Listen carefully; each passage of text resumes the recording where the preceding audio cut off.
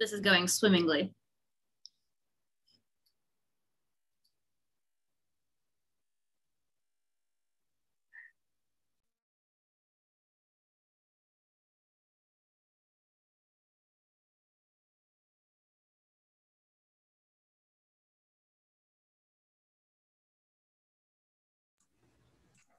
Hey folks, just reminders, we're waiting for folks to add in your standard chartered unit and also optionally your pronouns to your name.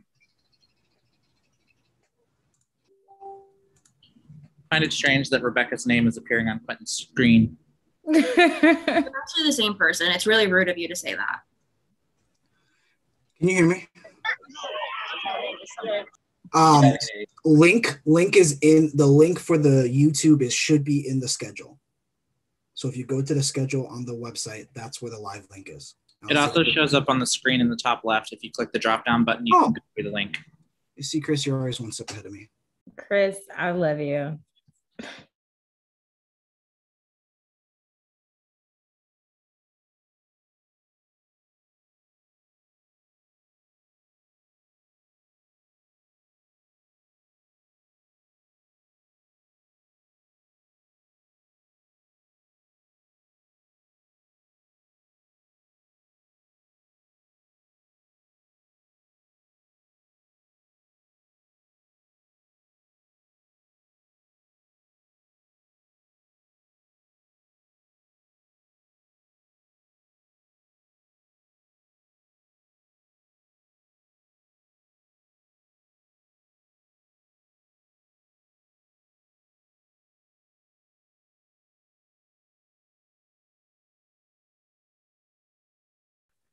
Okay, I sent out the email. It should,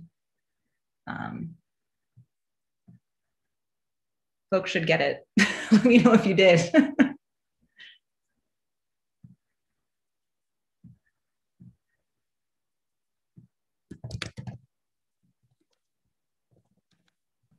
The elder millennial has arrived. Ted, does that mean you got the email? I haven't gotten the email yet. No, I actually copy and pasted the link. So hey, here you go. Elder millennial learning new tricks, though. That's always good. I mean, it took me like 6 months to figure that one out because it's real hard to just copy and paste the link from. Look, after a year plus of Zoom, I can finally say I have gotten enough down that I can fake it. Rebecca's going to have a minor panic attack when she realizes how many of these designations don't have spaces or have a space on one side but not the other between the hyphens. I know. It's okay, though. It's not, though. And if you fix it, it's not a priority. I'm just be upset. I'm trying to make sure the email is being civvy, and it's not going as fast as I would like. We could entertain a motion to dissolve Civi and never use it again, and I would be fine with that. We like free stuff. Civi is free. Do we, though? Do we? Look, we're clearly getting what we paid for, so. I can try resending it again. I want to make sure everyone got it.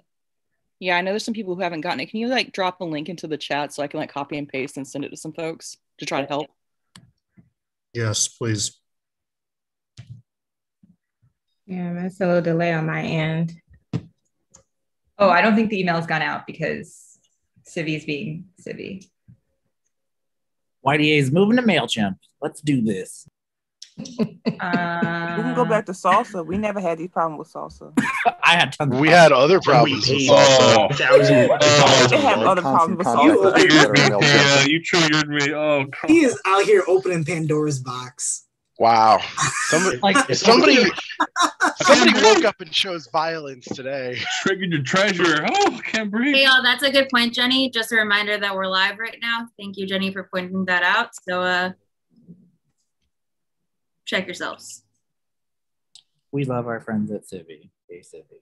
I knew we were live. I was trying to make sure they saw my shirt in the live. I was ready. We love our friends at Salsa. Big Civi. I love my friends at salsa. Great work.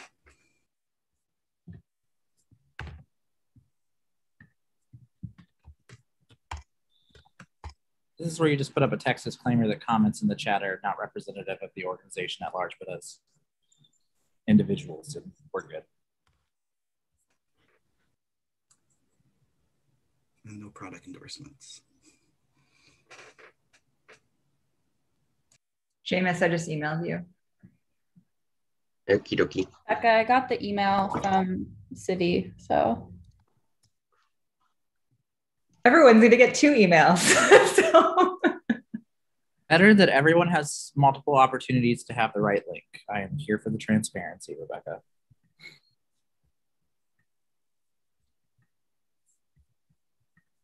I just got the second email.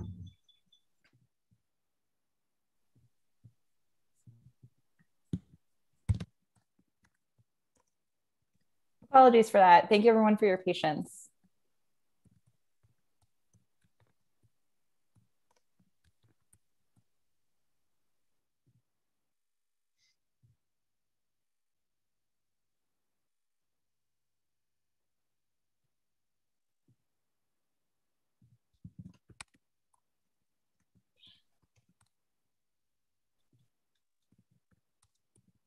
While we're waiting, if everybody wants to rename themselves again, so that we can have everybody's have that already set up and established.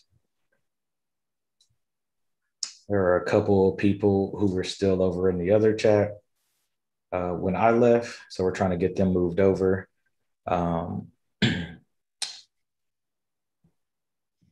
Some of them may have stepped away from their camera after logging into the meetings. I don't know who would do that, but when trying to call upon them, there wasn't many responses. So we'll give it 3 minutes. It is 12:52 Central Time, so 12:55. We'll go ahead and get everything going.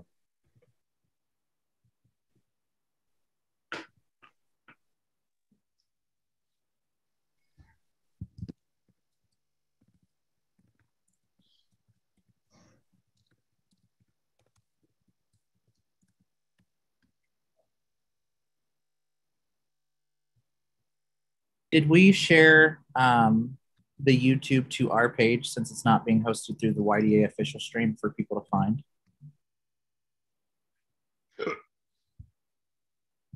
Can you clarify that question for me?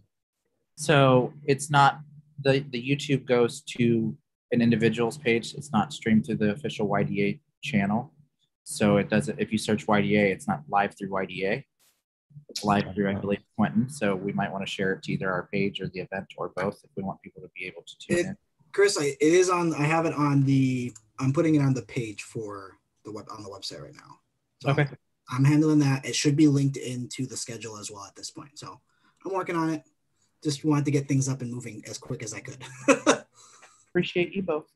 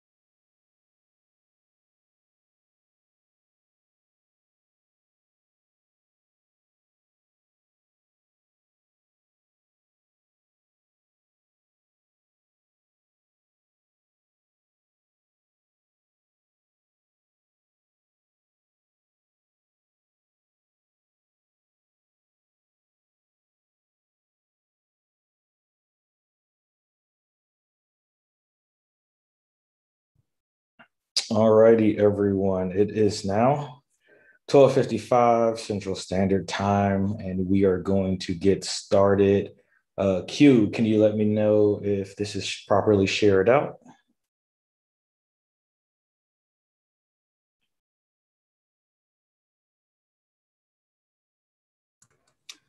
Yes, sorry. I'm getting links up, and I will share on social right now. Didn't know I needed to do that, but I will handle it. Awesome. Thank you so much, sir, for working very diligently on this issue. We got a YouTube channel. Once we figure out how to use it, this will be available on that YouTube channel. We also want to use that for some things in the future. So we're navigating that platform to make sure that it's a great resource for all of you. So thank you for your patience on this. We apologize for the delay, but we definitely want to make sure that we get going with business. And so the first order of business, I want to recognize Matt Hughes, the credential chair, to make the report.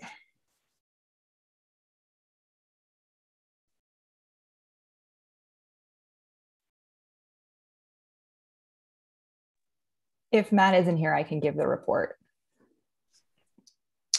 Check the box. It does not appear that they're here. So Rebecca, if you don't mind. No problem. Let me just get up the credential sheet. Sorry, I have like 15 windows open, which is really no one's problem but my own. So thank you. So we had a very lovely credentials meeting yesterday. We have, as of now, 112 registered National Committee members. So we have the number of unique National Committee voters right now is 103. The number of proxies stands at 5. And what we voted on yesterday was that as registrations come in, as proxies come in, myself and Matt Hughes have the ability to make the adjustments as needed. So we're standing right now at 103 unique National Committee voters, 5 proxies, which means we have 108 votes. I see that we have more people in here. We have 114. So that number might go up a bit because some folks might not have registered, but that is the credentials report. I'll entertain a motion at this time. Motion to accept the report. Second, Ohio. It's moved by TJ DeLuca and seconded by Christopher Clevenger Morris. I will accept that by unanimous consent. If there is no objection, the credentials report is accepted. Moving into the consent calendar, we have 3 things that we need to accept. First is the adoption of the agenda. The second is the adoption of the meeting rules. And the third is the approval of the December virtual meeting minutes. All of those things should be accessible to you in the agenda sent out for that meeting. Did anybody not get the link to see this in advance?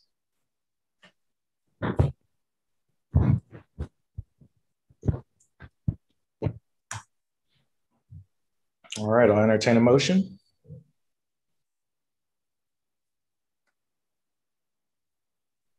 I'll move. Second. Moved by Christopher Clevenger Morrison, seconded by Quentin Wathum-Ocama. We'll accept that by unanimous consent without objection. The consent calendar has been accepted. Thank you all. We are moving in informational reports. Our DNC representatives have some scheduling conflicts. So the purposes of helping them take care of the business that they need to take care of, we're going to move their reports to the first 2 reports. We will recognize Democratic National Committee Representative Kristen Herbard. The floor is yours. Thank you, Joshua. Can I be heard? Okay, perfect. National Committee members, it's my pleasure to once again welcome you to the Young Democrats of America Spring 2021 meeting. Since we last met in December of 2020, so much has changed in our country. From the historic inauguration of President Joseph R. Biden and California's own Kamala D. Harris to the democratically controlled US Senate, I personally feel a sense of peace and relief knowing the Democrats once again lead our nation. With each victory, my heart centers around the organizers that lead locally to create change nationally. National committee members, I thank you for your service and entrusting in my leadership. On January 21st of 2021, as your Democratic National Committee member, I was proud to cast my vote to affirm the newest slate of leaders to the DNC, including South Carolina's own Jamie Harrison in the role of chair, Georgia's and Atlanta's mayor, Keisha Lance Bottoms, in the role of chair of civic engagement and voter protection, Michigan's governor, Gretchen Whitmer, for the role of vice chair, also Illinois's Senator Tammy Duckworth for the role of vice chair, and our own young Democrat, Jason Ray, in the role of secretary.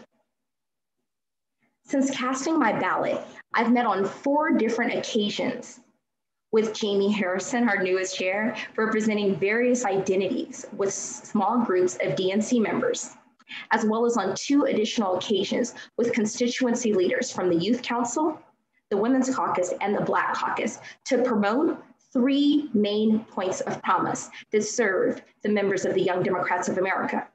Number 1 is an investment and an ear to what is the new Democratic majority, which includes youth, people of color, women, and LGBTQI populations. I've been an advocate for the continual investment in state parties in both red and blue states, leaving no stone unturned. And I've also spoke to building a youth pipeline to leadership.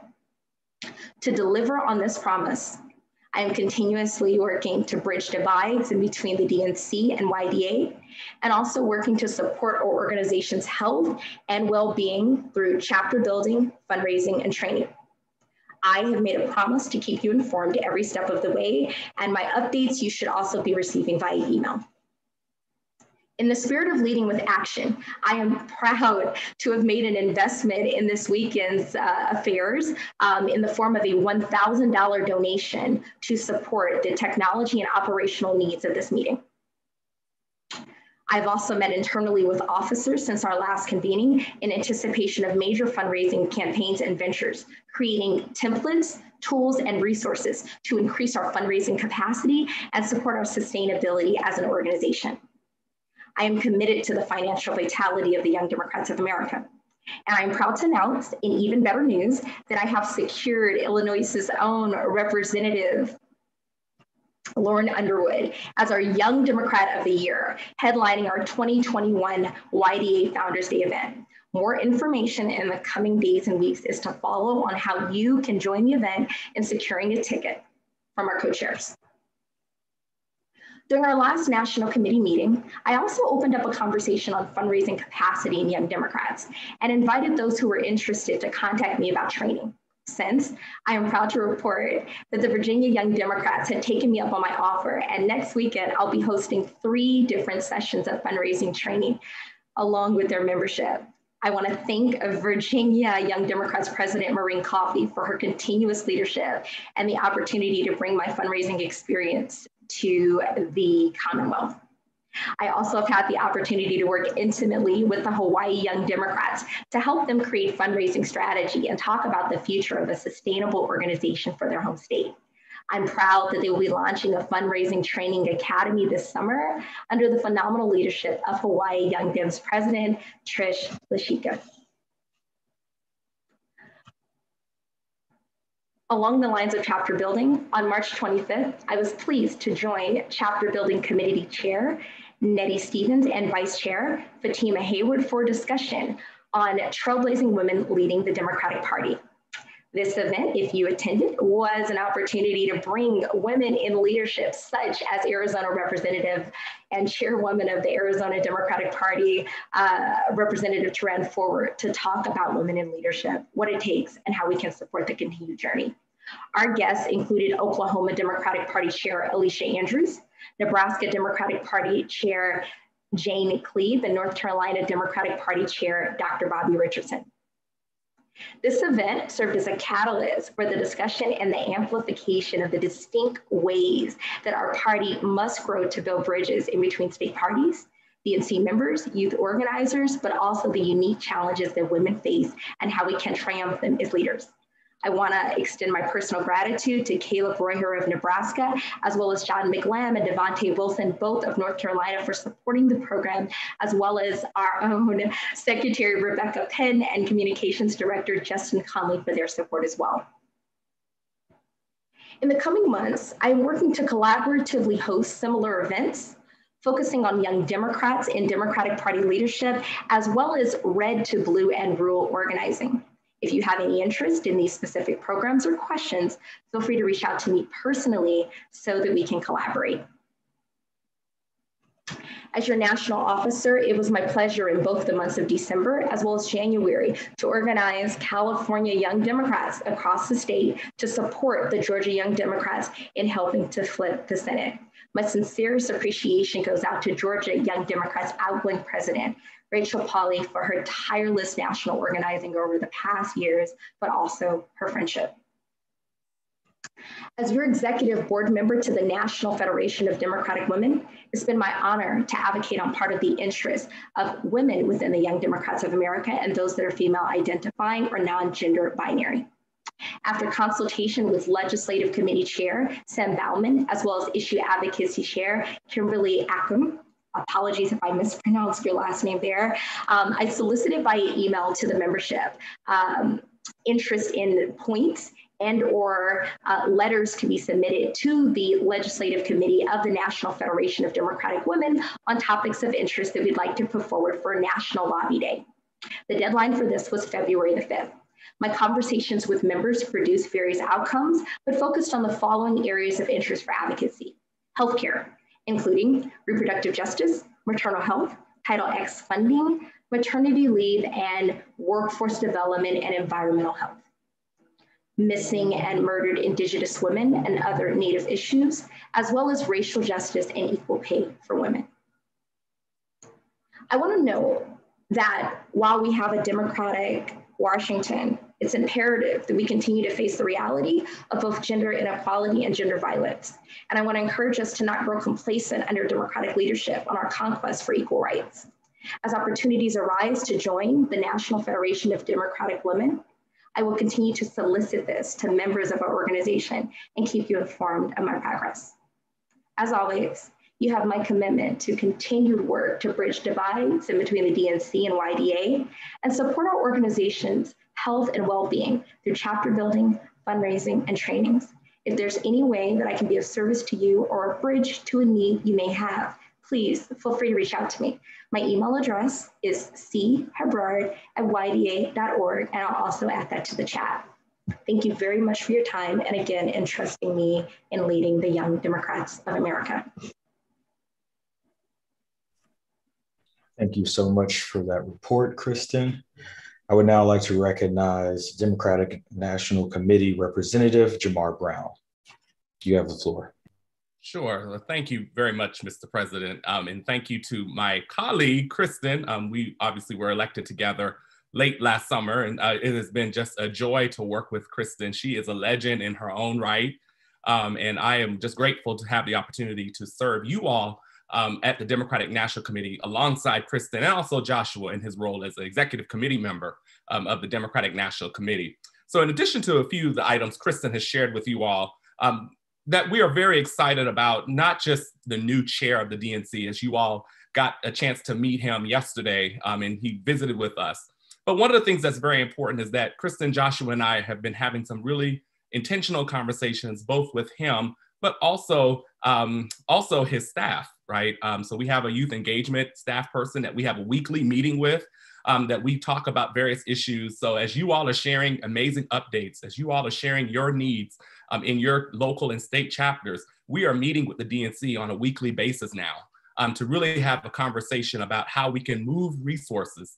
And then lastly, we are also trying to find out where the money resides, because one of the long-term pieces that we are working with Jamie on is that youth organizing and investing in leadership of young people does come with some dollars. And so we are working on building a fundraising model to do some of that work.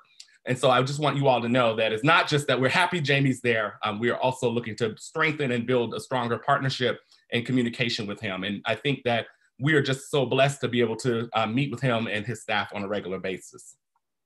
Another update I'll share with you all is that DNC members, as you all know, we passed the stimulus package with the Democratic Congress, with Democratic White House, and DNC members were able to participate in a messaging training that allowed us to figure out ways of how we talk to our communities about the benefits of the stimulus package. So I know some folks, we're thanking Georgia for showing up and showing out and electing Senators Ossoff and Warnock that we were able to get our stimulus checks. And so now we want to make sure that we're talking to voters, that we're talking to our members, right, about what the benefits and what it means for the stimulus checks.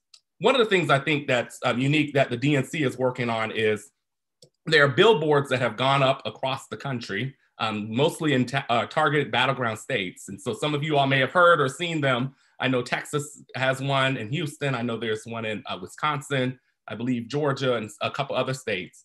But what we're doing is also making sure that we're thanking our Democratic senators. We know that that was a close vote in the Senate, and we just want to make sure we're thanking them and that we're being forthcoming and also proactive in supporting our Democratic senators that we know we're going to have to protect and defend.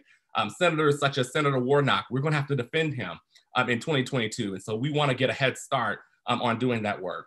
But also in states like Ohio, where we have pickup opportunities. And so we're also being proactive about holding those Republican senators accountable that did not vote for the stimulus package. And so that's pretty much all of them. But we know that we're targeting some states where we have pickup opportunities. And so you'll see more language and more tactics coming out of the DNC about that. So make sure that, we'll make sure we share it and you all can make sure that you share to thank our senators, but also to hold like places like Texas, our senators who did not vote for the stimulus package. Also, the DNC Rules and Bylaws Committee will be meeting in late spring and also summer, because one of the things that we're doing is we're going to begin debriefing the 2020 primary and caucus process.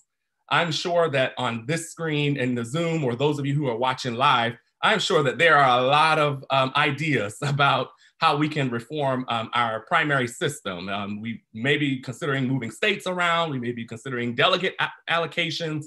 And so the DNC is actually going to be starting those conversations over the summer to really look at that. So what we'll need you to do is email Joshua, Kristen, and myself ideas that you have. What went well in your primary or caucus?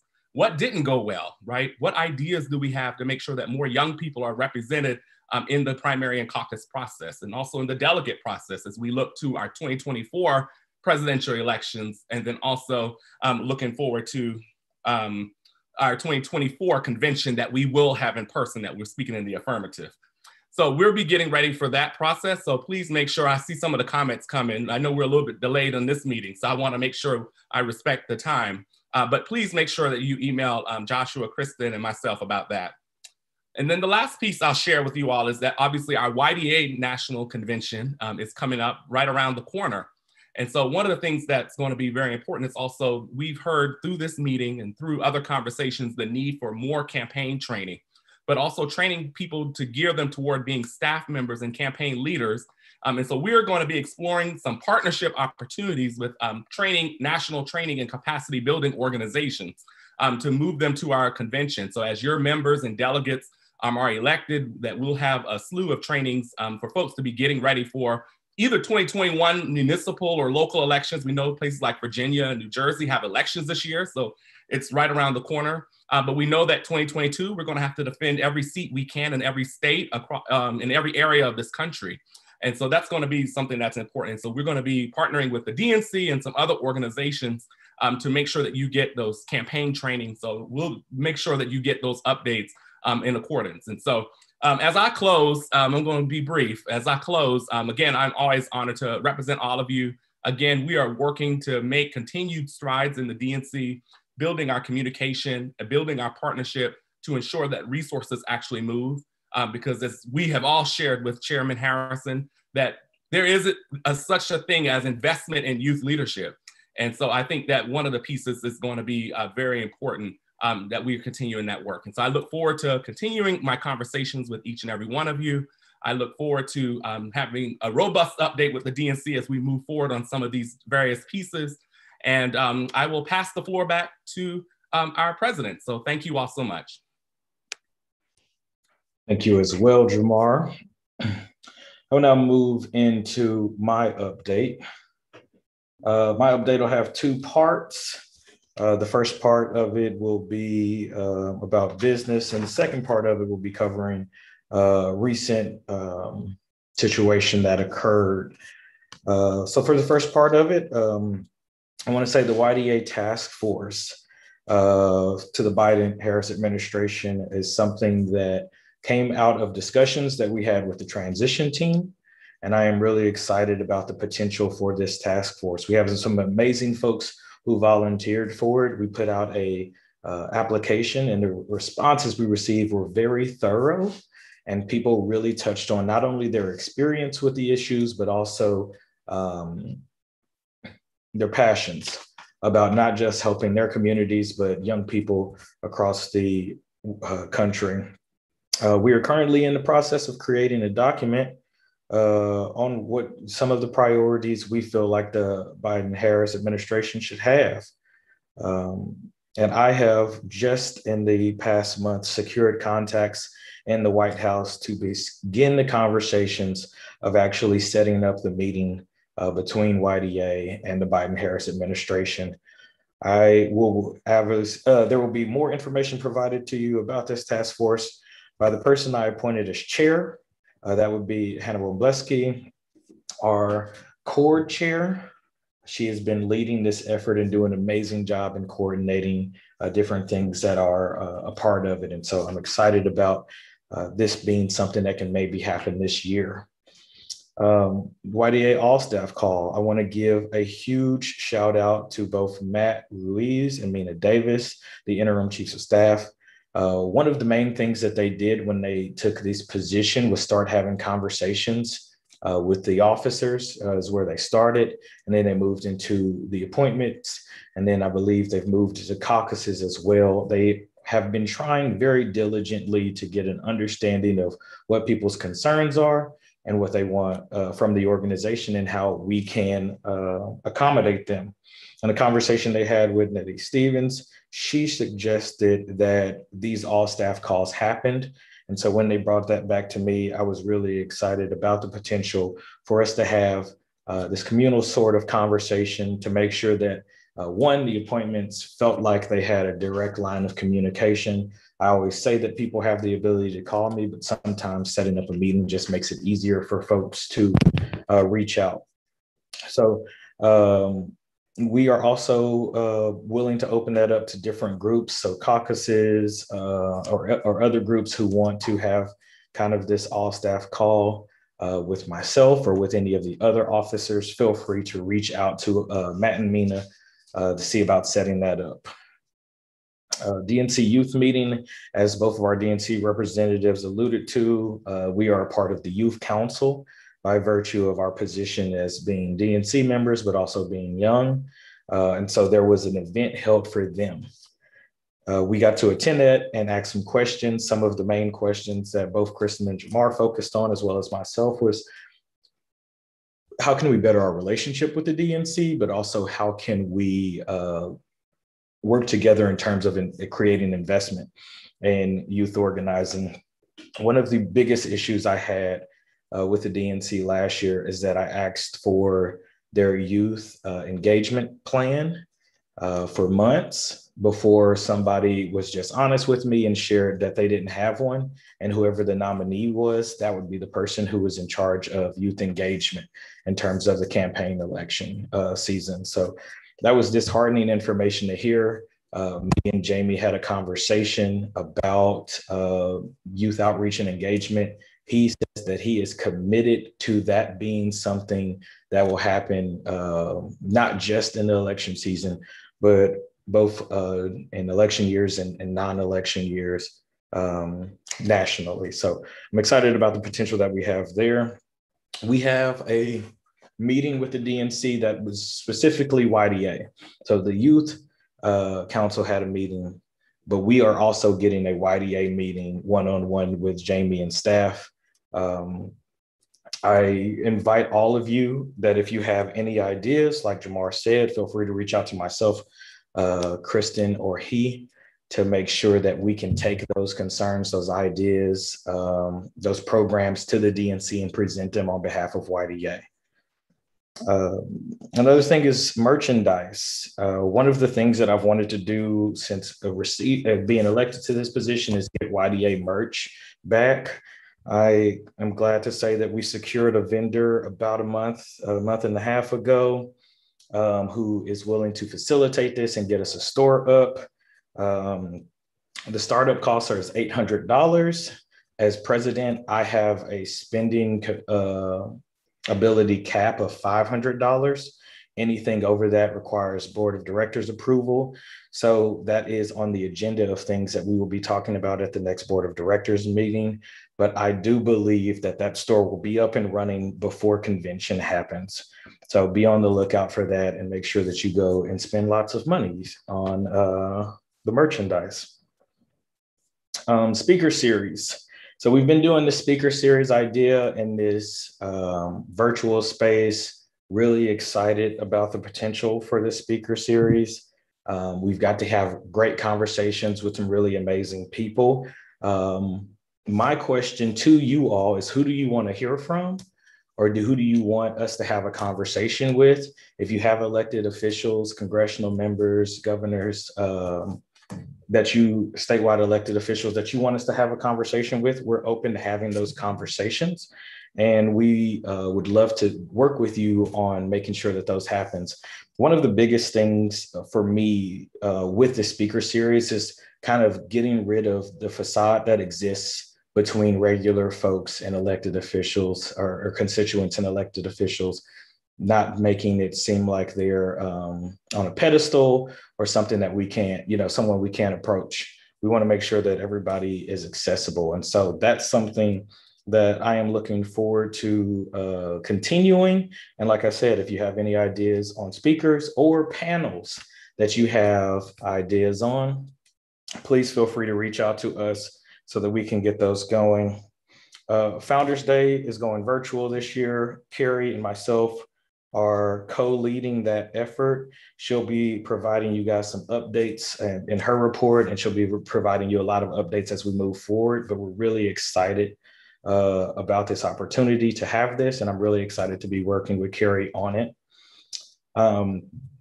We did a partnership last year with Run for Something. One of the really great things that came out of that partnership is just a really great relationship between one of their political directors and myself. As such, Snapchat reached out to Run for Something about the potential of doing some candidate recruitment efforts. And so upon hearing this information, Run for Something reached out to me and asked if I would be willing to attend the meeting with them. We had a really great meeting. It was myself, the Run for Something political director, and then also the chair of the Young Republicans, because they have to be bipartisan. But we're excited to hear more information about it. I want to make sure it's something that is beneficial to YDA. And so once we get the ideas on exactly what they want to do, I'll be bringing that back to the officers, and we'll be discussing it. And then we'll be bringing it out to you to see if it's something that we feel as an organization we want to be a part of. There's a number of other organizations that we're working with who want to either provide us resources or provide us partnerships. These are ongoing conversations, but if you all have any folks who have been interested in working with Young Dems, feel free to reach out to us and let us know. A lot of the work is done by us, but so much more can be done when we all work together. At the next board of directors meeting, we will be talking about all of the potential partnerships that we can have. The second half of my statements today is I want to provide clarification on an issue that's arose recently. YDA was invited on a trip to Morocco. And as it was presented to us, we had gone 11 years ago, and this was an anniversary of that event. The late Isaac Robinson had gone on this trip as well, and these folks wanted to honor his memory. YDA gets invited on a lot of trips, and so we usually don't actually travel anywhere because the trips, for whatever reason, fall through. But about 3 days before this trip was to happen, we received tickets. I have no international affairs experience. And so when I first heard of this trip, I invited the officers who had international affairs experience to attend, as well as the international affairs chair to attend this trip.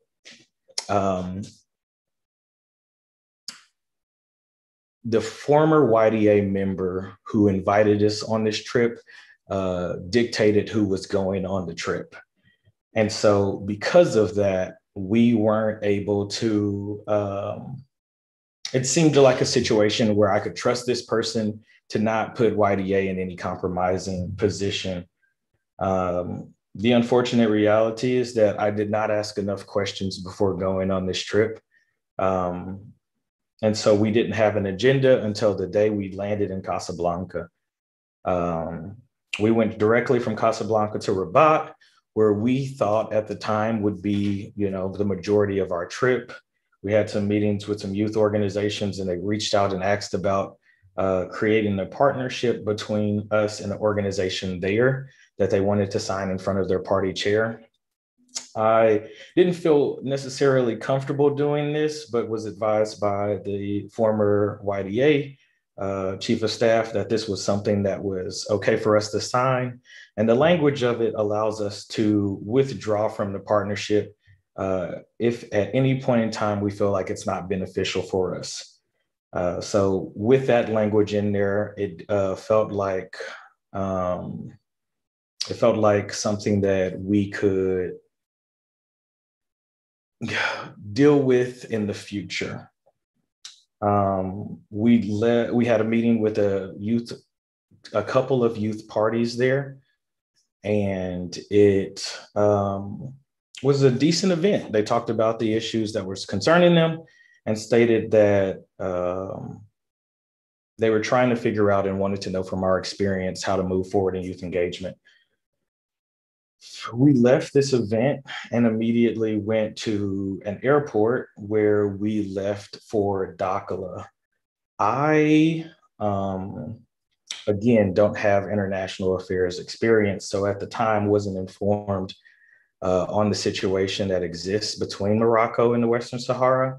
In updating friends of mine who knew that I was out of the country, where I was, they informed me of what was going on. And so I started to do research to try to figure out exactly what this situation was and kind of what I had been brought into. I believe that the unfortunate reality is that we may have been intentionally left in the dark on a number of different things. And that I trusted people based on their affiliation with this organization,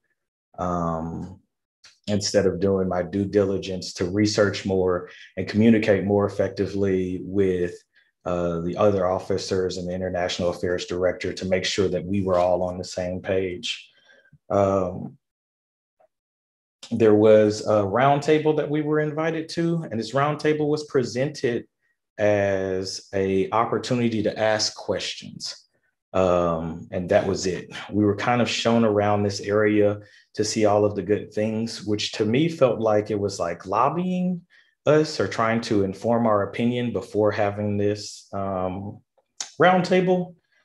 But again, having no international affairs experience, and this person who invited us on the trip, having been to this country 16 times, made it seem like there was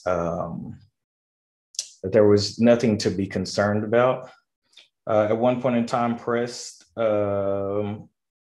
surrounded me and were asking me about the situations. And my response was that I don't believe that the Biden administration has made a response on this issue yet. I was then advised by this former YDA member that the State Department has made a statement. And am I really wanting to make a statement counter to the State Department on behalf, like in this situation? And I was like, well, I guess not. That doesn't seem like something that we should do. Not realizing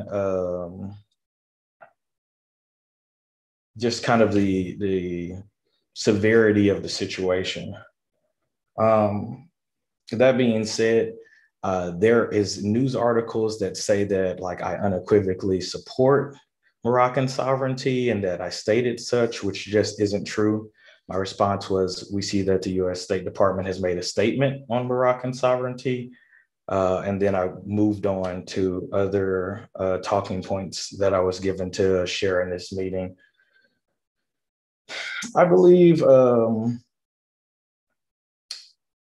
as president, I don't have information on everything. The reason that we have stayed out of so much trouble in terms of international relations is because Sam and I have had such a great stream of communication, and we did, there was a failure of that level of communication on this event. I believe that there needs to be process changes so that this isn't a situation that somebody can get in again. After having a conversation with Sam, when he tells me that it's okay to speak to people, I speak to him. When he tells me that it's not, I don't. And not having him in this situation or not having that communication very clearly established with him in this situation is the reason that I think that all of the mistakes that I made were made. And just honestly trusting people to always have YDA's best interests in mind, especially those who held leadership positions. I believe that there is a judicial complaint being filed on this issue, and I look forward to going through that process, as I believe that is what's going to help us establish a new set of guidelines and processes to ensure that this doesn't happen again. The next president may have more international affairs experience than me. The next president may have the forethought to check into this situation a lot more than I did. But they might also be like myself. This situation was an unfortunate one that I hope that it doesn't happen again. And we need to make sure that changes are made so that it doesn't. I think that the International Affairs Committee is extremely great at their job, and that they should be consulted in all scenarios before travel happens. So I would love to get into more details about it. But like I said, since this has been submitted to judicial, I'm just going to navigate that process to make sure that everything is adequately investigated. I see that we have questions. If the questions are regarding specific details of the judicial council complaint or things that will be covered in the judicial council complaint, then I probably will not answer them at this time out of respect for that process. But if there are other questions, then feel free to ask them. Tia, you are recognized. Yeah, so I had a question about, I know you said you were bringing back the store, and I'm really excited to hear about that. I just wanted to know, I know you said you secured a vendor, and, I love for us on the board of directors to meet and, discuss it. But I just wanted to know, is the vineyard that you secured, or is the merchandise going to be unionized? Do you know for sure yet? Yes, ma'am. Okay, thank you. It is bumper active, and they did a lot of work for the Biden campaign. As well as I think they did stuff for Bloomberg. They did stuff I believe, for Warnock and Ossoff. So not only are they union, but they are Democrats. And so that was important to me to make sure that our money and investment was going to organizations that matched our values. Okay, thank you. Thank you. David, you're recognized. Yeah, I'm speaking up as the former International Affairs Chair before Sam, who I think has been doing a great job.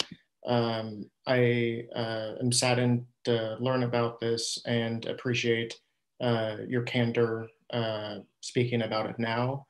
One thing that I think could help as y'all are looking at ways to fix this in the future are stricter guidelines on how YDA members separate their personal participation within YDA as well as any professional conflicts that they might have. I'm not actually speaking to you, but about, I believe, the individual that asked you to go on this trip. I myself have, for instance, like secured money for YDA from my professional contacts and tried as hard as I can to separate out those two worlds, and any money that I secure will always be no strings attached just because of that conflict of interest. And I just think, you know, stricter guidelines around that would be something that I think YDA should really look into. So thank you. No, thank you for raising that point. That is a point that both Sam and Denixie raised as well. I do believe that that is something that we need to be very intentional on researching before working with any person or group like this, so that this isn't something that happens again. Amber, you're recognized. Hey, my only question was, so at your big age, you didn't do any due diligence before going on an international trip for days? Like, just to clarify, anything yourself? You broke up because there was a ding, so I only heard the first half of it. I said, at your big age, your current age, you didn't do any due diligence before going on an international trip? Like, you didn't look up anything yourself? No. Okay, that's my question. Thank you. Are there any other questions at this time? I don't know if your hand is up again, Tia, or if it's still up from the previous question. Oh, sorry. Let me lower my hand. Elder Millennial here. Gotcha. Yes. Again, I want to make sure that it is very clear. I 100% did not do my due diligence on this. And once the situation arose, freaked out, for lack of a better word, because I was in this environment with people who I didn't know, didn't have our best interest in mind. And so the officers have been very intentional on trying to, one, inform me of what's happened and the different potential for blowback, but also been very intentional on stating that there has to be a process change in the future. I agree with them on this. It was something that I was thinking even before we had our group conversation.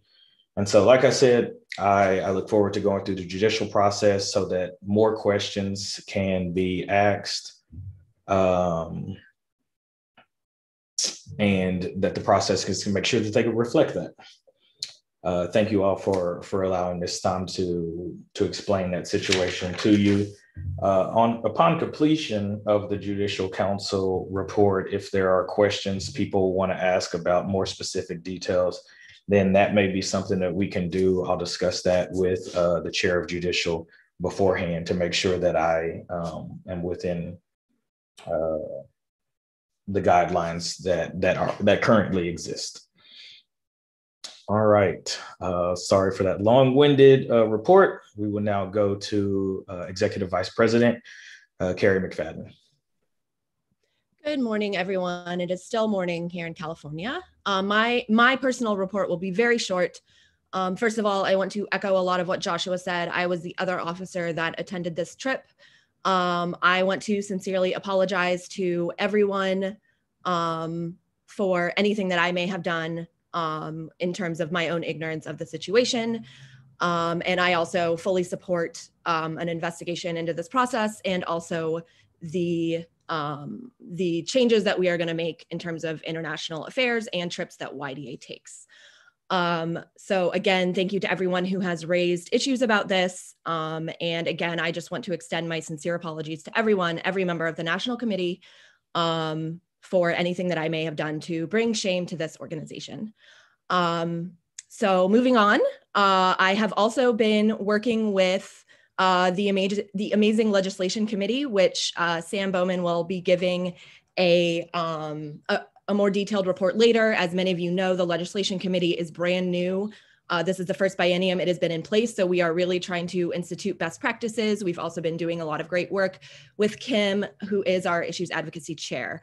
So I am just super proud of Sam. They are amazing and perpetual snaps. Then also, as Kristen had mentioned, we did secure the amazing Lauren Underwood, a young Democrat Congresswoman from Illinois, as the Young Dem of the year for our annual Founders Day. Founders Day this year will be, of course, over Zoom. It will be Friday, May 28th, the evening of Friday, May 28th. That is the start of Memorial Day weekend. Lauren, I actually met at a previous YDA event 5 or 6 years ago. So she actually has been a member of YDA in the past. So I'm very excited about that. And yeah, I guess the final thing I want to talk about is just convention. So convention is coming up in August. The YDA officers and the convention host committee are working to monitor the health situation in terms of if we are going to be virtual or if we are going to be in person in Cincinnati. For the remainder of that update, I am going to pass it to Jen House from Ohio, who is the chair of the host committee. Jen. Hey everyone, I'm repping my Cincy gear today in honor of Cincinnati. So I just wanted to quickly give an update for some of you who have been in meetings with me over this weekend. You may have heard some of these things before, but for the good of everyone, I wanted to give just a couple quick updates.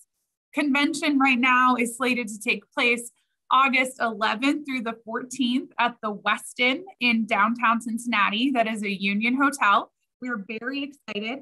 The plan right now in the draft agenda that we have created will kick off convention on the afternoon of August 11th, that Wednesday, and then we will, sorry, I need to turn the chat off. And then we will wrap, hopefully, the afternoon of Saturday, August 14th, but obviously, for any of you who have been to YDA conventions before, elections will be held on that Saturday. So the timing of that is obviously dependent on a whole host of factors outside of the host committee and planning committee's control. The room rate at the hotel will be $109 a night plus taxes. We are very excited about that rate and we'll be working with the hotel to get a link to reserve rooms. Once an official decision is made, the convention will be happening in person. And so I would encourage you to stay at the convention hotel because the room rate is cheap and because it benefits YDA. We do have an agreement with the hotel to book a certain number of rooms. The hotel does have a rooftop pool that we are very excited about. That stuff just noted in the chat. And we are currently, the host committee has plans to work and call around to neighboring parking lots that are close to the hotel to see if we can cut a deal for YDA, because while the room rate is pretty cheap, the parking rate is not cheap, all things considered. So we are working on trying to get a discount for everyone on that. We are also working on securing sponsors and a number of folks who will be speaking and participating in the convention. And just so everybody knows, the way that we have set up, at least for the Ohio fundraising portion of it, the way we've set up our sponsorship package, should the convention end up being switched to a virtual convention right now, the things that we are promising our sponsors that will be delivered will be able to be delivered in a virtual convention. So we're hopeful that it'll happen in person, but we are sort of making sure that we have those outs to be able to accept those dollars to be able to fund the convention. We're waiting on the YDA president to make convention appointments. So I don't have any, I've had a couple folks reach out to me asking about when registration might open or what registration costs will be. Technically, the host committee doesn't get to make those decisions. So once that planning committee officially gets formed, the host committee has made our appointments, but YDA needs to make theirs. We will report out to the broader body about those things. But, you know, if you read our bid, we're hoping to keep those rates pretty low, but ultimately that will be up to the broader group of individuals. The last thing I would say is that we are very excited to host you all in Ohio, but we are also partnering with our friends in Kentucky, and they have been a great help. We are working with them. Hopefully, if the convention happens in person, we will be able to secure some additional venues outside of the West End to host receptions, but we are very much aware that there will likely still be some health-related issues that we'll need to comply with as it relates to either capacity or whether or not people will be allowed to stand and hang out at a reception, or whether everyone must be seated. And so we'll be monitoring local health restrictions and regulations, both in Northern Kentucky and in Cincinnati as we work through that. But my hope of still having a dance party on a pedestrian bridge that goes across the Ohio River is intact, and I hope that we get to do that.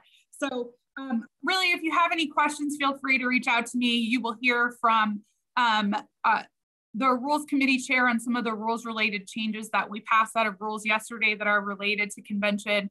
I would encourage everybody to support those changes. We need those in order to move forward with our planning. So I'm happy. Obviously, I thank you to Carrie for letting me give this update during her time. She's been a great resource for us, and I look forward to continuing to work with her.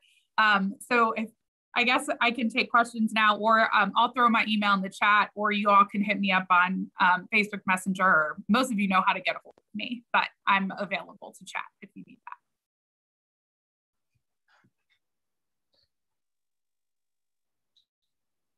Point of information. Sorry, you're recognized. What is when do you expect to have the convention appointments finalized? So their list is finalized. We wanted to send out emails to these folks, but instead we are calling these folks. And so that's why they haven't been provided at this time. But the folks, there have been conversations and there have been acceptances, but there has not been an official appointment at this time. Charles, we hope to announce and roll out everything this week. Great, thank you.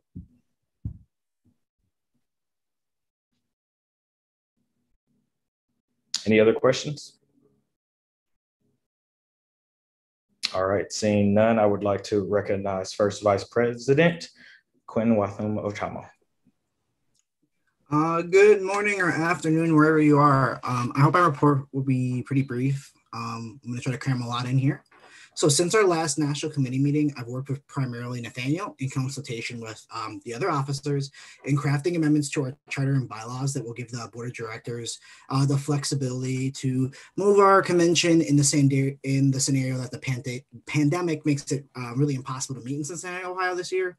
We've also consulted members of the convention host committee, most notably Jen House of Ohio, to ensure that we're actually putting a deadline within the convention rules for this possible change to make sure that our friends in Ohio have some certainty and some clarity as they continue to plan. So really been focused on that logistical work to give us that flexibility and need. I've also worked with our region directors to craft language that will allow them to move their regional conferences and elections to national convention to ensure that we're not putting any members at risk as the vaccine rollout continues to ramp up this summer. So I'm really thankful that all these proposals passed, I believe, unanimously at our rules committee, and they're able to have these kind of tools within our wider inventory to ensure we're providing a safe environment for all of our members. And then I'm just going to briefly mention before ending my report that I was able to work closely with our third Vice President, Terry Chapman, our issue advocacy team, Kim, Ratasha from Connecticut, to organize some conversations around student debt with the College Democrats of America and through some YDA conversation series. I won't really go too far into that because I know Terry probably wants to talk about that a little bit more in depth in their report. But I'm really happy that I was able to provide any support there as well. And finally, to close, I just want to thank our meetings director, Steph, Deputy Tech Director, Seamus, and Rebecca, and everybody else who continues to help and work to put these virtual meetings on. It is still a lot of work. We're still trying to get the hiccups, as you could see from today. It can be really tedious and mundane, but we really, really appreciate the team effort in making these meetings possible. And hopefully this is the last one we have to do before convention. And hopefully when we come back and maybe do some virtual summits in the future, we'll have all the kinks in it ironed out. But yeah, I really just want to make sure I'm spending the time to thank all of those folks, Matt Ruiz, Minna, anybody who's just helping out on making this process just a little bit more manageable. And that concludes my report. I'll pass it back to Josh. Thank you for that report. And we also want to thank you for all of the hard work that you do alongside those folks, especially in terms of making sure that this could get on live, because that was a whole mess. We now want to recognize Second Vice President, the Tasbir Alam Esquire. Thank you, Mr. President. I appreciate that. I'm not feeling too well right now, so I'm going to keep my remarks super brief for everyone. And I know you'll all appreciate that. So first, I want to thank everybody who put this meeting together. As always, this is now our third virtual meeting. And we appreciate the team that has put in so much work to give us the template to be able to continue to do this. Some of the stuff that I've been working on since the last meeting, as a board, we've been working on confirming members of Congress to speak at our various events, just like we did yesterday. We've been working, Josh and Kristen has taken the lead on developing a fundraising plan that we're trying to implement as we go on. As Carrie mentioned, we have Founders Day coming up, and we have convention coming up. So with that in mind, all of the officers a few weeks ago actually made personal pledges to a few of the upcoming meetings and events. So we're donating out of pocket. I'm not sure what the exact number is. Josh, you can correct me, but for this weekend's meeting. Yeah, exactly. So for this meeting, the officers have pledged up to about 3,000, and I think up until Founders Day, we've pledged up to about 7. So we're all personally invested in the growth of this organization. And in addition to that, my general fundraising initiatives have been to reach out to a lot of my colleagues in the legal field and members of Congress and elected officials that I am personally close with to bring in money for Founders Day, but especially for convention. So those are kind of the two big things we're focusing on now, or at least I'm trying to focus on as projects of mine. So with the lead of Kristen, Josh, and Carrie in helping organize those specific receptions, I'm going to try to fundraise for those events. Another project, and this will be my last point, another project that I've been sort of working on in anticipation of an in-person convention. YDA throughout the past year and a half did not have general liability insurance, mainly because we haven't had the need for general liability insurance since the last 3 meetings have been virtual. And liability protection generally is for whenever any of us are in our official capacities hosting events and stuff.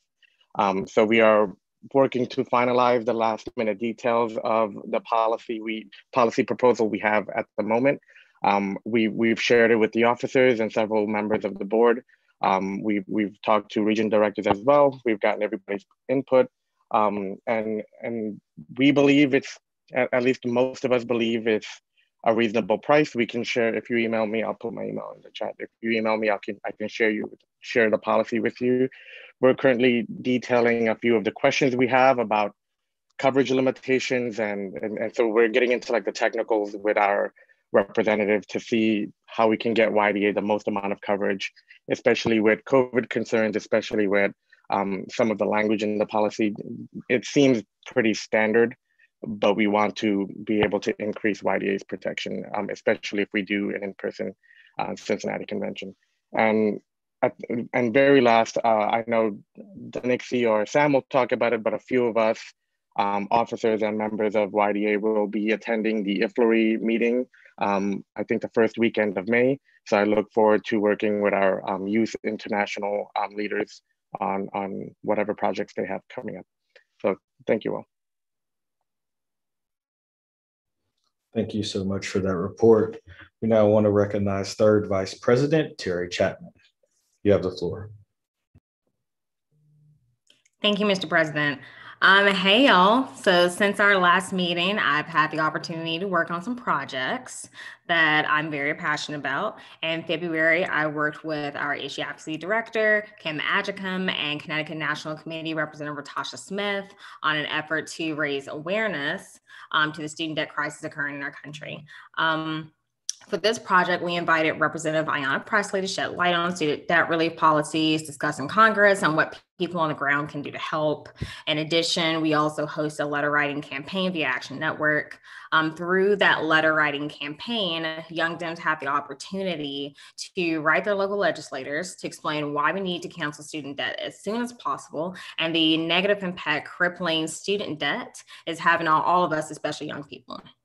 As it stands, student loan debt continues to keep young people from achieving different milestones such as home ownership, saving for retirement, continuing their education, and more. And while this particular project ended in February, we are still monitoring legislation around this subject very closely and will plan further advocacy as the student loan payment moratorium is ending this year. So there's that. Also, in honor of Women's History Month, I launched a social media campaign to highlight and uplift powerful women in YDA who are making an impact in their communities. So starting on March 15th, we highlighted about 17 diverse women from across the country within our organization who are working hard to move their communities forward. While this was not a complete list of hardworking women in YDA, we really just wanted to honor and recognize as many women as possible as a way to say, first, thank you for your hard work. We appreciate you and we see you. Huge shout out to the leadership of the Women's Caucus, Becky Beaver, Amber Sherman, and Ratasha Smith for partnering with us on this project. For each post, we included a link to sign up for the YDA Women's Caucus email list as an opportunity for people to get more connected with YDA's Women's Caucus. Overall, I believe this project was a big success and showcasing the leadership of our members and in building our caucus. And we hope to do similar projects like that in the future. None of this, of course, would have been possible without Kim Adjicum, our Issue Advocacy Director, who worked very closely with me on the details and outreach for this project, and Justin Conley, our Comms Director, for creating such beautiful graphics. And last but not least, all the awesome women in YDA who participated. You all truly brought this project to life. Last but not least, I've also had the opportunity to participate in some state conventions here in Mississippi and in Georgia. Thank you, Mississippi President Jarius Adams, and congrats on your election, and Georgia President Rachel Pauley for having me. I enjoy discussing how to get involved with our state parties and lending my expertise on organizing in red states, coming from a red state myself, Alabama. Going forward, I intend to continue working with our different committees and with our charter units and whatever makes best sense to y'all. Please, if anyone has any questions for me, I'm going to put my email in the chat. Feel free to contact me anytime. And that concludes my report. I will kick it back over to Josh. Thank you so much for that report and all of your hard work. I now want to recognize YDA National Secretary, Rebecca Penn. You have the floor. Hi, everyone. Thank you so much. I will also try and keep this very brief. So what I've been up to since we last met, continuing with the ongoing record keeping, I make a big ask. If your state president or national committee reps change, please email me. I'm not following everyone on social media, and I'm really trying hard to not be on Facebook all the time. So if you don't email me, I won't know. So please let me know, especially as conventions are happening, let me know as soon as possible. I want to make sure our records are up to date and that everyone's getting the right information. It's really important so that people are all in the loop. So I know that this weekend it became clear I was missing some information. I think it's all gotten sorted out. But again, if there are any changes to who your national committee members are, please, please, please email me as soon as possible. Other efforts, I helped coordinate the YDA phone banking for the Georgia Senate races. So really just making sure that every YDA chapter across the country was able to help make sure that Georgia stayed blue since it already turned blue. Really, thank you, Rachel Paul, because she did 99.99% of the work. I was mostly setting up Zooms and giving some trainings, but I was glad we were able to help. And then I'm also helping with some of the convention coordination, again, helping organize this meeting. And I also want to give a big shout out to our Deputy Secretary, Zach, who has been helping me take notes this meeting so we can multitask. It's really, really helpful to know you have someone who can help you with the glamorous work of note-taking that the secretary has to do. So thank you so much, Zach, for helping out with that. I'll hand it back to Josh. Thank you so much for that report and all of your hard work. I now want to recognize the National Treasurer of Young Dems, Denixie Greca. Good morning / afternoon, Young Democrats. I first want to take a second to recognize that where I am currently in the South Bay of Los Angeles, I am standing on Tongva Kish land. I'm going to keep it short. You know, I get preachy. I'm a big preacher guy, but we're going to keep it short this time.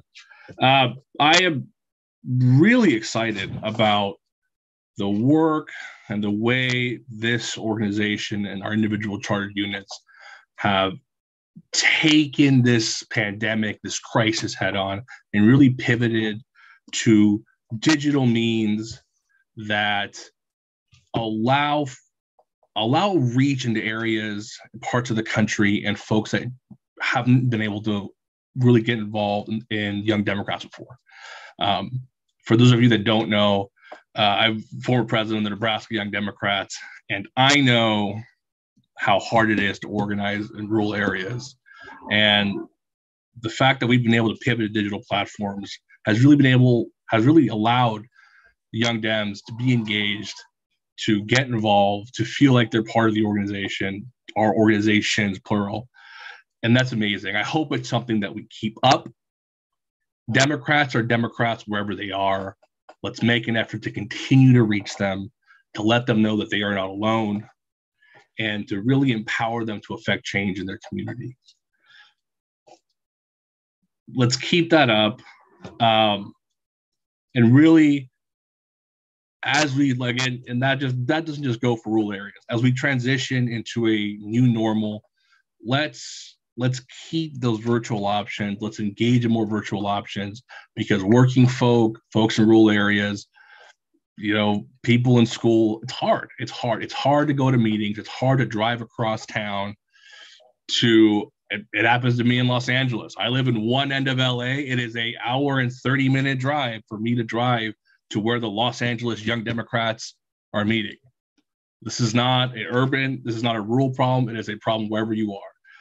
So keep that in mind as we open up. Let's make the effort to engage as many people as possible, because when we work together, when we put our minds to affecting positive change, we see what happens. We saw what happened in November with defeating Donald Trump and ridding ourselves of that shame. We saw the amazing work that happens when people from all over this country come together and help our Georgian friends do it. I mean, wow. Shout out to Georgia. What? Y'all left me floored. The amount that you just did it. It is an inspiration. And I hope the rest of us take that inspiration, take that momentum. Let's hold our elected officials accountable. Let's challenge the Republicans everywhere. We need to challenge them everywhere, because when we win, people live. This is a life and death fight, my friends. Challenge them everywhere and do not let up. All right, that's my preach. Let's go to the report. I've been working in coordination with our attorneys and obviously our accountants to ensure that we're in full compliance. We have been submitting reports in a timely manner. The current state of our account, of course I lost it. Our administrative account currently stands at $31,613.74. The super PAC stands at $10,806.88, and our federal PAC stands at $64.47. I also want to take this time to say that one of the things that I was kind of privileged to do since the last meeting is that I was able to help our current international affairs chair and our former treasurer become the first Americans elected to IFLRI leadership, the International Federation of Liberal Youth. We haven't had international officers elected international leadership in that organization in almost a decade, actually in more than a decade. So that was fantastic. It was a privilege to help them set up some meetings and see them engage in conversations with other liberal parties all over the world. So huge shout out to them. And at that time, this concludes my report. Thanks, everybody. Thank you, Denixie, for that report and all of your hard work. Now I want to recognize the Association of Charter Unit Presidents Chair, Charles Myers. You have the floor. All right. Hi, everyone. The Association of Charter Unit Presidents is in the process of scheduling a series of conversations with YDA's parliamentarian, Nathaniel Block, in May, so that everyone has an opportunity to really dig into the chartering process and know what they need to do and the timeline that they need to do it in. I'm also working with YDA's Deputy Treasurer, Ashton Narzisi, to put together a workshop on common federal campaign financial reporting requirements, because that has been of interest to a number of our members. I'd like to say that I'm personally thrilled by the great work done by Nettie Stevens and Fatima Hayward in creating a truly inclusive chapter building committee and a truly inclusive stakeholder group with appointees from many state presidents, and for the work which Nettie and Fatima have put into helping YDA's chapter building committee better serve the needs of chartered unit presidents. If your chartered unit has not appointed a representative to the chapter building committee's stakeholder group, I strongly encourage you to reach out to Nettie and Fatima to see if you're still able to do so. I'd also like to welcome all of the new chartered unit presidents who've joined us since our last meeting or who will be joining us in the near future. If you're a departing state president, please make sure to add your successor with an introduction to the closed group that we have, and to email YDA's secretary, Rebecca Pinn, and I regarding your change in leadership. I'm sorry about the microphone feedback. I can't help that, Andrew. And just finally, as a point of personal privilege, I would really like to thank Georgia's retiring state president, Rachel, for all of the hard work that she's put in to both making sure that state presidents were able to explore different options around virtual meetings and elections during the beginning of the pandemic, for the wonderful YDA committee meeting that was hosted by the Young Democrats of Georgia, and for being an excellent and true friend. So thank you, Rachel, and congratulations on your retirement.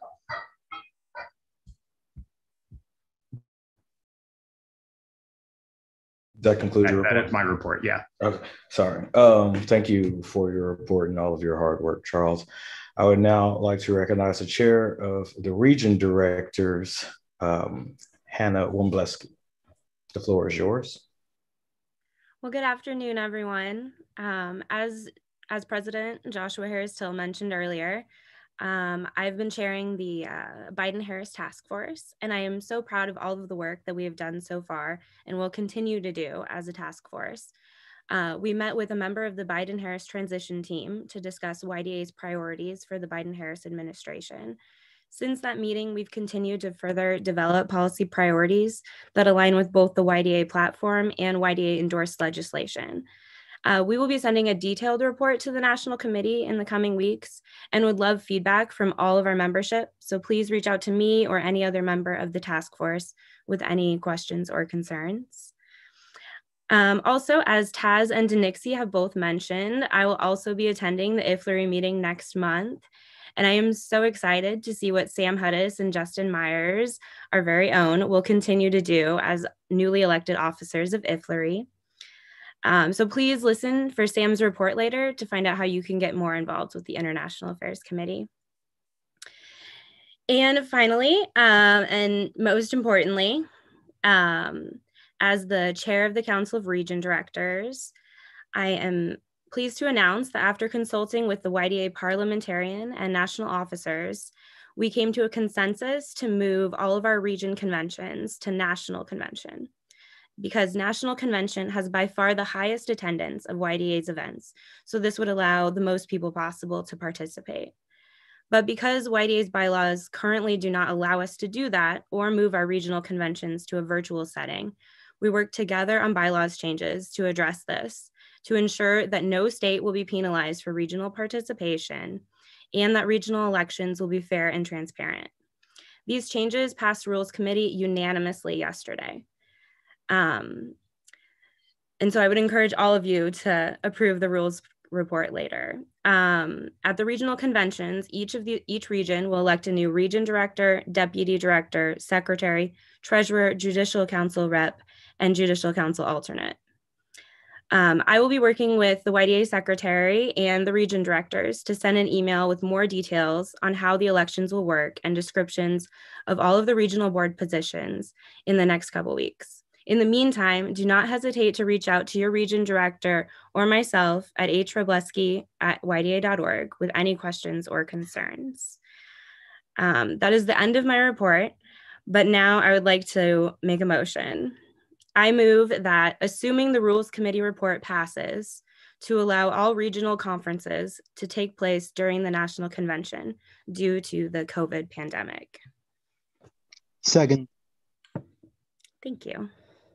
It would feel like this isn't something that you can do since it hasn't passed yet. But Nathaniel said I could. Oh, if Nathaniel says I it asked works, Nathaniel first. I was like, all Sorry, right, Josh. that's all I need. It's been moved by Hannah Wobleski and seconded by, I believe it was Edgar. You get that, Rebecca? I will accept that by unanimous consent if there is no objection.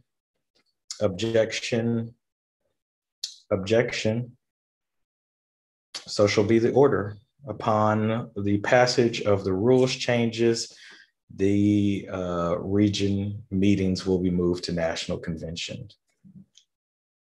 Thank you so much for your report and all of your hard work and the research that went into that. And thank you, Nathaniel, as always, for being just a step ahead of all of us. We will now move into select committee reports, and we will start with the budget committee. Simon Carlo, the floor is yours. Hi, 1 second. Let me pull up the document.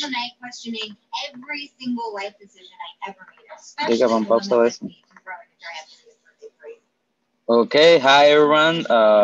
It's good to see you virtually, even though it would be better to see you all in person. I really miss the the in-person meetings. This report is going to be short. President Harry Steele and National Committee members, the Select Committee and Budget met to hear the corresponding Treasurer's report. Quorum was not attained, as only seat units were represented in the meeting, and it was an informative one. Current bank account balances are, as Jonitsi said, in the administrative account, $31,613.74. In the PAC accounts, in the Super PAC, 10,800 seats and 88 cents, and the federal one, $64.47. Our biggest expenditure during the past year has been a hustle account. The organization entered into an agreement for 200,000 text messages at a total cost of $20,000 as part of the 2020 election cycle. As well, a memorandum of understanding is in place between the organization YDA and the Ohio Young Democrats in anticipation of hosting an in-person national convention next August. This MOU is the usual method for sharing the burden of planning conventions and other meetings. And now that the national convention is in the horizon, we'll be working with the current administration on the biennial budget for the organization, taking into consideration feedback received from our members. No further matters were taken into consideration, and this report is respectfully submitted to the National Committee. That will be all, Mr. President. Thank you so much for all of your hard work and that report and making sure that the money is where it is supposed to be. That's always appreciated. And I want to go to Nettie Stevens, the chapter building chair. Thank you so much, Mr. President. I first just want to say how thankful I am to be in this space with so many great young Democrats. I know that we're here in a virtual setting, but it definitely fills my heart to be able to share with you and to do a lot of great work. So since the last chapter building meeting that we had in December, it was actually during that meeting that I actually put out a call for a deputy, someone to help make sure that the work was getting done. And I'm so thankful that Fatima Hayward from New Jersey had stepped up. And so we've been hitting the ground running ever since then. To give you an overview with regards to the work that we've been doing, the long-awaited Chapter in the Box has been recently released. This is a comprehensive guide with information and tools and best practices and sample documents for whether you're looking to start a chapter or a charter unit, whether you're looking to further expand and further grow within your charter unit.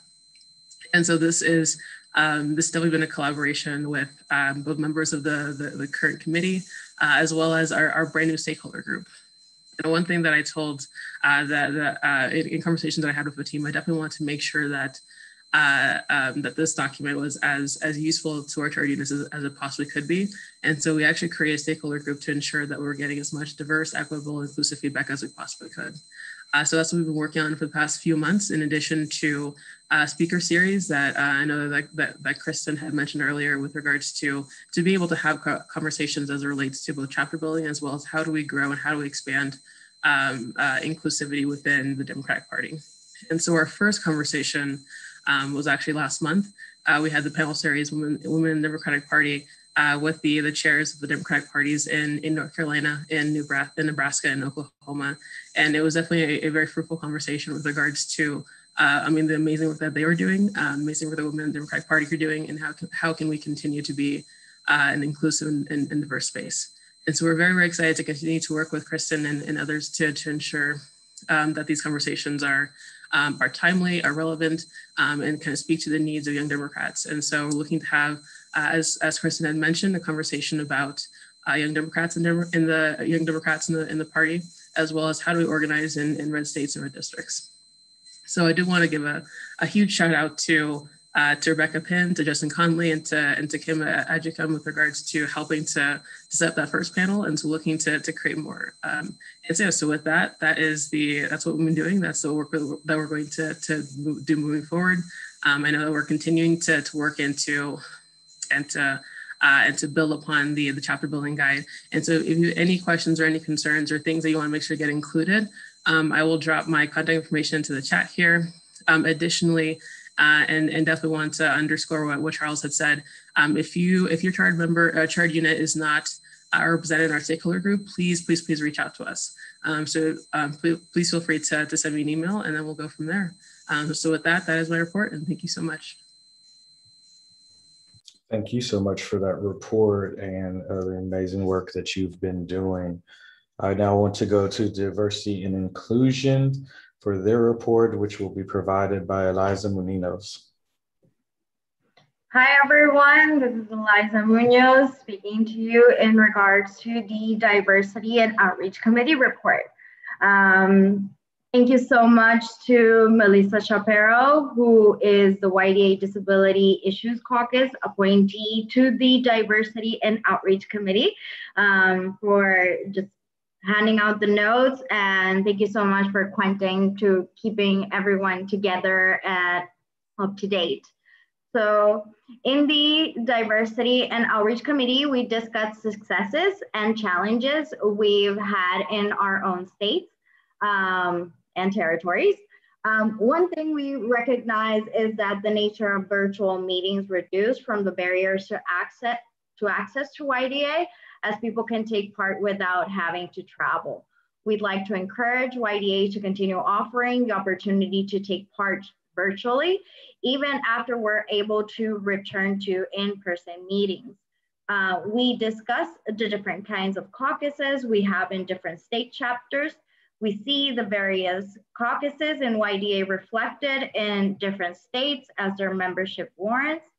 Ideally, caucuses are present to ensure representation for historically underserved groups. For many states, the rural caucus is particularly necessary. The ability to have minority caucuses does require there to be active chapters that identify as part of the targeted groups. For example, if no one of Asian descent is part of a small chapter, there is no one of the identity to lead an AAPI caucus. One way to potentially increase visibility is to invite representatives of nonpartisan organizations that serve those identities to speak at chapter events. Not only would such speakers serve an important educational component that chapter members may have never been exposed to before, but members of the guest organization will also learn that we exist too. We discussed the challenges that many potential members might face to take part in democratic organizations. We often see young people who are working professionals effectively locked out when meetings are scheduled during business hours. While this is less an issue with young Dems, we encourage our state parties to consider such availability when scheduling committee meetings. Another challenge is being able to get the word out that the young Dems exist. While for some state chapters, it might come down to advertising budgets, chapters in deep red states have very real security risks. There may not be an easy answer to such problems, but the relatively recent focus on relational organizing, especially with new apps to assist with such outreach, may be a way forward. So these are the notes taken from the report. I thank you so much for your attention, your time, and shout out to everyone else that continues to do more and to do better and to keep us all united and included. Thanks. Thank you so much for making that report and just the kind words that you shared on behalf of so many. We do appreciate it. I now want to recognize the International Affairs Committee Chair, Sam Huddis, for your report. You have the floor. Thank you, Mr. President. First of all, regarding the Morocco situation, as was mentioned, the committee unfortunately was not consulted on this event, so we were not given the opportunity to advise on it. And this is, of course, why we have an International Affairs Committee in the first place. And so prior to this incident, there had been close coordination between the board and the committee. So I expect that going forward, our committee is involved in these events so that we can be an advisory resource to the board members so that we can do the due diligence and make sure that a thing like this does not happen again. With that said, I would like to discuss the activities that the committee has been involved with.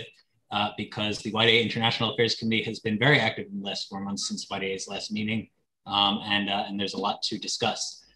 So firstly, over the weekend of December 19th and 20th, the YDA International Affairs Committee sent an 8-member delegation to attend the 47th General Assembly of the International Federation of Liberal Youth, or IFLRI, which was held online. That meeting was an election meeting, and we nominated 2 candidates for the IFLRI Leadership Bureau. First of all, former YDA Treasurer Justin Myers, who we nominated for the position of IFLRI Treasurer, and secondly, myself, who we nominated for the position of IFLRI Vice President. And I'm very pleased to report that the 2 of us were both elected to those positions. This is, as I think Nixie noted, only the 2nd time that a YDA candidate has been elected to the IFLRI Bureau. The last time this happened was in 2007, when former YDA President Chris Galloway was elected IFLRI Treasurer. And it's the first time in the recent history of IFLRI that 2 Bureau members have been elected from the same member organization. So it represents a significant step forward in the prominence of YDA in global liberal youth politics. And I want to thank the board for supporting our nomination, and particularly our treasurer, Nixie Guerreca, who served essentially as our campaign manager in this project. And I also want to thank Nixie and Stephanie Campagna-Wheaton for their very generous assistance in some of the administrative work of maintaining YDA's formal standing within IFLRI back in January. Now, for some brief activity updates since then, on January 23rd, the committee published a statement condemning the poisoning and arrest of Russian opposition leader Alexei Navalny by the Russian government. And I want to thank Zachary Anis for drafting that statement. On February 7th, the committee published a statement condemning the military coup in Myanmar and calling for the safe harboring of asylum seekers fleeing that upheaval. On February 12th, I represented YDA at an international online exchange event for young liberals hosted by Jonge Democraten, that is the Young Democrats, the youth wing of the Dutch political party D66. On February 17th, I published an op-ed in IFLRI's global blog Libel expressing my view of what the objective should be for the Biden administration. And that same month, I connected Eddie Aviles with the editor-in-chief of Libel, where Eddie now serves as an editor. So I want to thank Eddie for his enthusiasm in stepping forward for that role. On March 12th, I spoke at an event hosted by the Centerpartiets Ungdomsförbundet, that is the Center Party Youth in Sweden, to discuss contemporary American politics from a YD perspective. But our committee's biggest bilateral activity of late was 2 weeks ago on March 28th, when we organized a large panel of campaign experts to provide a private campaign tutoring session with Momentum Tiznax. They are a Hungarian liberal youth organization, and they reached out to us for campaign expertise as they prepare for their upcoming parliamentary elections in which they hope to topple the far-right government of Viktor Orban there in Hungary. I want to give a big thanks to our panelists in that event, Mina Davis, Joshua Harris-Hill, Bridget Toops, Solana Patterson, Becky Beaver, and Zion Gates Norris. And I want to thank Eddie Aviles again, and especially I want to thank our president Josh and our interim chief of staff Matt Ruiz for their help in assembling this panel. This event would not have been a success without their support for this project. And so it is thanks to all of them that YDA can now boast, whether speaking to its members or speaking to its institutional partners, that YDA is doing democracy building in Hungary, and that young activists in newer democracies of the world who want to make progress via the ballot box turn to YDA for technical expertise on how to make that happen. Also, the committee is in early talks with a few foreign liberal youth organizations who are interested in organizing campaign visits to the US in 2022 to volunteer with our state and local chapters in the midterms next year. So stay tuned for more updates as we make that happen. I always want to stress with this committee that there are always more things to be done and always more people to include, regardless of formal titles or positions. So as I always like to say, if this work sounds interesting to you, if you're interested in getting involved, please follow our Facebook page, YDA International Affairs, for updates on the committee's activity. And you can always get in touch with me directly via Facebook. My name is Sam Hudis, H-U-D-I-S. I think right here, you can see my name. So don't hesitate to get in touch with me that way. And in particular, I have 2 immediately upcoming opportunities for anyone interested. First, as I think Taz and Denixie both mentioned, IFLRI is having its 48th General Assembly the weekend of May 1st and May 2nd. That's via Zoom. This event will bring together delegates from liberal youth organizations all over the world, and there are still spots available in the YDA delegation. So if you're interested in participating, please let me know, and we'd be very happy to have you participate with us. And second, if anyone is an expert in US foreign policy towards China and is interested in being interviewed in your personal capacity by IFLRI's blog, Libel, please let me know as well, because I've gotten that request too, and I'd be happy to make that connection. And finally, Because this is the last committee report of this term, I would like to end by expressing what an honor it has been to be your international representative these past 2 years. It is, in fact, the honor of my 12 years in YDA.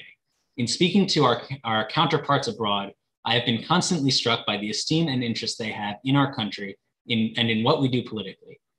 Do not ever forget, to name just one example, that in one of the most important elections in world history, and in the middle of a global pandemic, you adapted overnight, you rose to the occasion and organized, and you contacted over 2 million young voters. And I don't want you to forget that, because when I tell our international colleagues about who it is that I represent, I never forget to tell them about that. I report to you that all over the world, young political activists look up to you in YDA.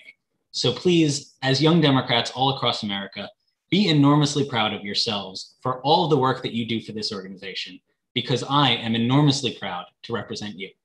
That concludes my report. Thank you, Mr. President. Thank you so much for that report and the phenomenal work that you do, as well as what I can only imagine is countless hours of research to understand all of this stuff. I would now like to go to the Technology Training and Digital Integration Deputy, Seamus Campbell.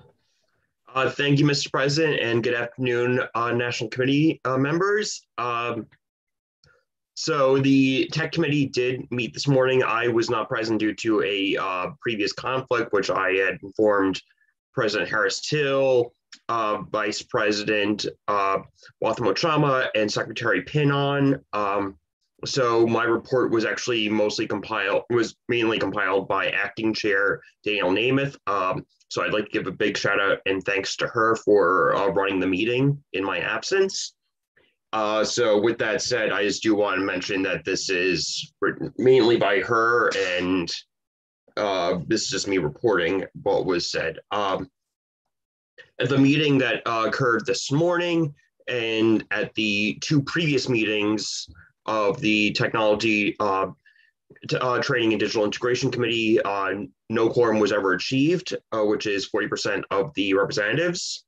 There has never been a formal agenda, and there has also to date never been any sort of conference call with committee members. This has been found to be by the committee to be due to a lack of leadership by the chair. This is not a personal, of course, I'm not trying to be a personal attack, this is just what I'm reporting. There has been no trainings to any members of the committee on the email system we use, Civi CRM. There was a mentioning of in late early 2020 of trying to move our YDA to NGP van.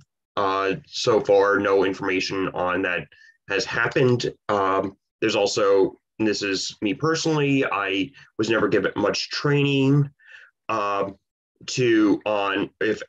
basically no training on much of the systems. So there has been some degree of lack of continuity in case Stephen is unavailable. So the committee is suggesting to President Harris-Till that I, Seamus Campbell, be made interim chair of the committee.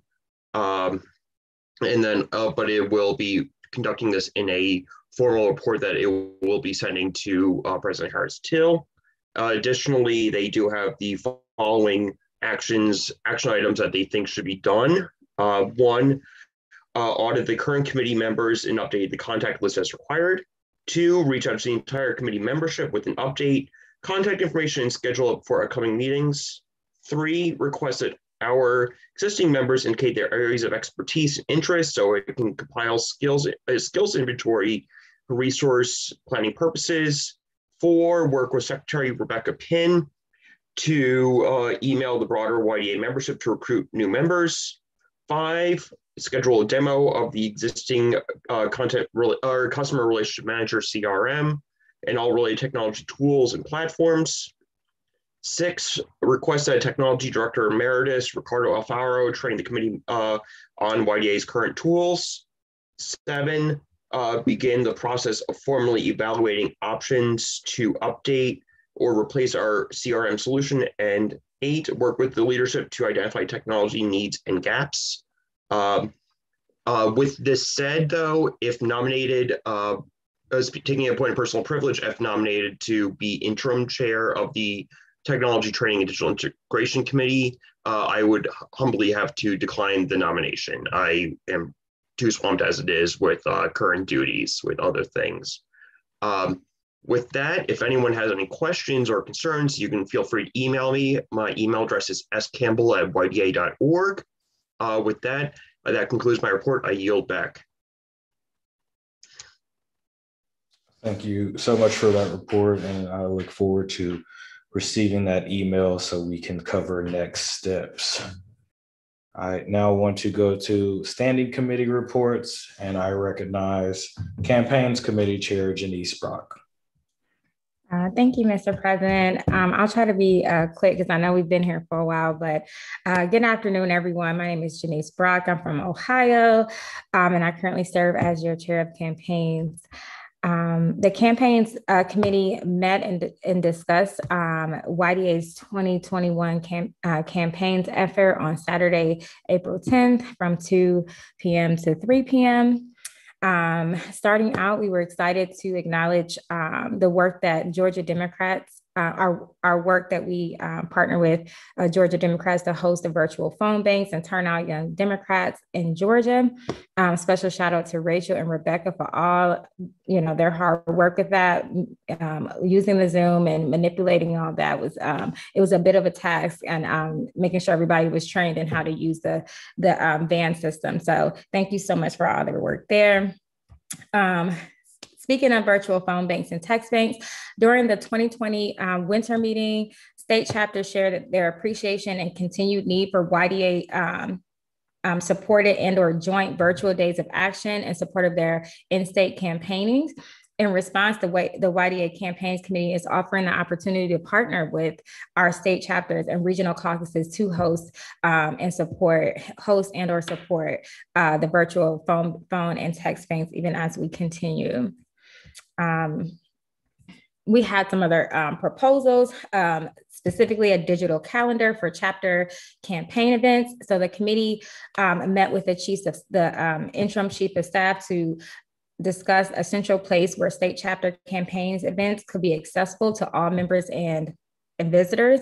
So the committee's proposal is to have a digital calendar that is hosted on the YDA website where members and visitors are able to see the work that our state chapters are doing and to sign up to support those efforts. So currently the committee and the chiefs of staff are in process of scheduling a meeting with the technology department to work through the back end details on that.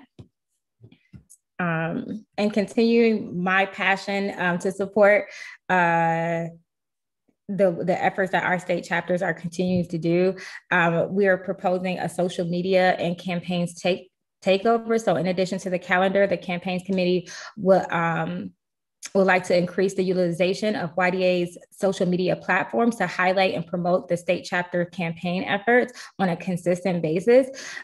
This proposal was shared with the chief of staff, and a request was put in to meet with the YDA's communications department to assess capacity and to formulate an official process for doing so. One of the other items that was brought up with the committee is campaigns training. So the committee heard from over 12 states that the campaigns training is currently a priority for them. So this year, the members would like YDA to provide both interactive and recorded trainings for members who are looking to run for office and or work on campaigns at a state, local, state, and national levels. So the committee is looking forward to working with the trainings department to kind of build out these trainings. And we're looking to discuss with the YDA officers and availability of resources and partners to be able to provide high quality trainings and trainers. And as I conclude, I want to give a special shout out and thank you to our president, Joshua Harris-Hill, Vice President Terry Chapman, and DeNixie, because we're always bugging him, but thank you so much for all your help and support, and all of our efforts are done by this committee. Thank you so much. That concludes my report. Thank you so much, Madam Chairwoman. We now will be moving into general orders of the day. We have a judicial council report that we need to go to executive session for. In order for us to go into executive session as National Committee, we have to take a 5-minute recess.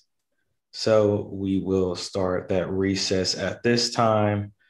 This will also not be live streamed on the YouTube, but upon completion of the Judicial Council report and executive session, we will go back into, we will have it re-lived on YouTube. Is that how this works, Quentin? Can we just, is there a pause button? Make me host again. That's a Rebecca thing. I'll figure it out. But while we're in this recess. 5-minute recess, everyone.